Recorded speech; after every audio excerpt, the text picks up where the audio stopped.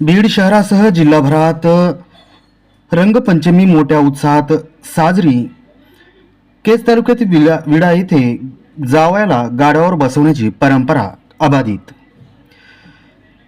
दिनांक 25 मार्च 2024 रोजी रंगपंचमीचा सण हा बीड शहरासह जिल्हाभरात मोठ्या उत्साहात साजरा करण्यात आला.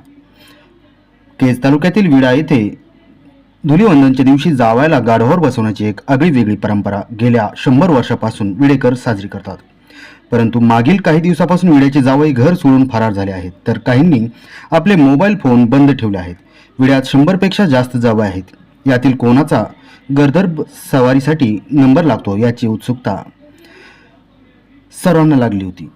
जावई शोध घेण्यासाठी सर्वात जास्त प्रमाणात कसरत करावी लागते, कारण विड्याचे जावई म्हटलं की आपलं स्वतःचे गाव सोडून बाहेर गावी काही दिवस